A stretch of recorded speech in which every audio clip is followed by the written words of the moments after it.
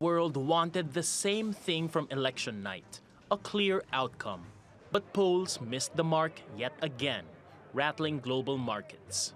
Markets were starting to price in a blue wave, but today they're having to price in some potentially different outcomes. The market hates uncertainty, and if we have continued uncertainty, then we're going to see prices falling, we're going to see volatility remaining high. Donald Trump's better-than-expected showing saw the US dollar outshine gold as the favorite safe haven.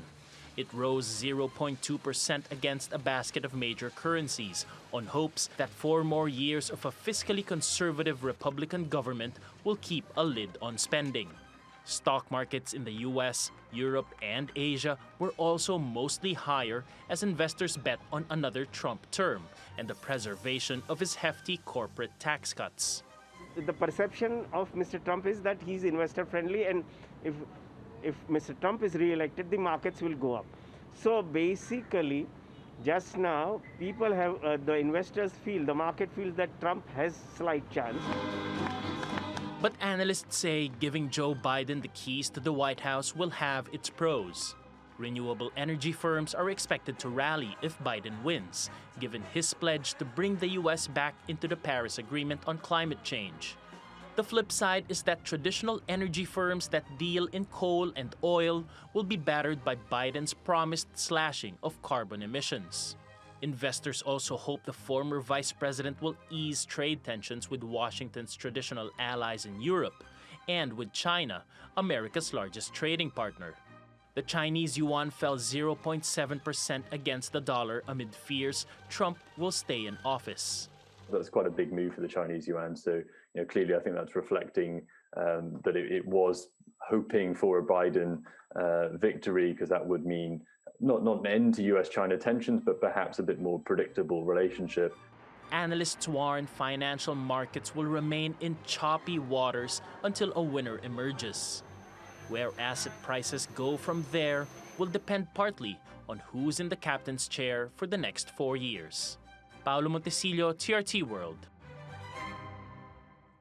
Well, for more on how the markets have been moving, let's go to Marc Chandler in New York. He's the Chief Market Strategist at Bannockburn Global Forex. Welcome back to the program, Mark. Like all of us, I think you've had quite a long night just waiting to see if the results would appear, and some have, but we don't have a decisive winner. But the markets, at least in the lead up to the election, had priced in a decisive victory by Joe Biden.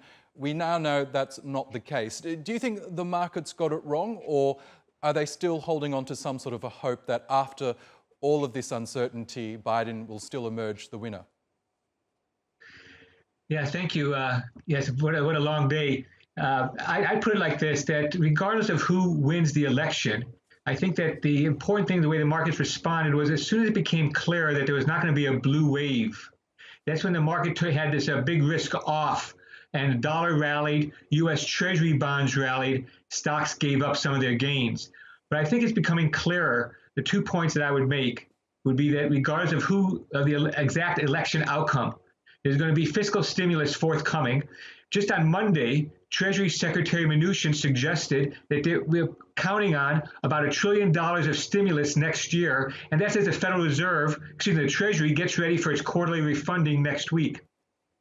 Secondly, I think it works something like this: that if President Trump were to get reelected, the stock market would rally because no corporate tax hike and a generally pro-business environment, especially with the emphasis on deregulation. On the other hand, if Joe Biden becomes president, I think the stock market rallies because there's going to be more fiscal stimulus, a larger fiscal package. And the same thing, I think, works for the dollar. Regardless of who gets elected, I think the twin deficit problem becomes the main framing of the U.S. condition, and I think it's negative for the dollar regardless of whether it is Trump or Biden in the White House. Interesting. So you see it as a win-win situation for investors, regardless of who wins as a result of this election. But I'm just looking at the figures now. We've got the Nasdaq surging almost 5% at the moment. Yeah. How do you explain this flight to tech stocks right now? We know they've been under a bit of pressure recently, but they're well and truly up right now. Why is that happening, do you think? Yeah, no, that's a good question. I think you're right. The tech stocks are leading this move. I think that they were battered. I think that there was a lot of value that people had been waiting for to buy some of those FANG stocks. We had the pullback, and now that the election is here and really passed, even though we don't know the exact results, I think people felt comfortable moving back in, taking on more risk. And that's, I think, the leading here is growth stocks, not value. Okay, so in terms of this whole process over the next few days, a lot of pundits are saying we won't get a result until at least Friday or even beyond that. Do you think the markets will continue to rally until we get a result? I'm not so sure that we can continue to rally, especially at this kind of pace. Like you say, the NASDAQ is up several percentage points here today. My best guess is that we're going to have a good idea tonight or tomorrow. And we don't need all the results in. We know that right now, the way it stands, Biden needs one state, a couple of states that haven't been decided. 4 of them are leaning his way. I think once we see Michigan, I think that that could put him over the top, or Georgia for that matter, which means that the focus on Pennsylvania is interesting. It's very fascinating what's happening in Pennsylvania, but it might not count as to who's going to win the race. I think the race might be really decided if Biden can turn one of those states that are leaning towards him right now. So you don't think that volatility will return to markets over the next few days?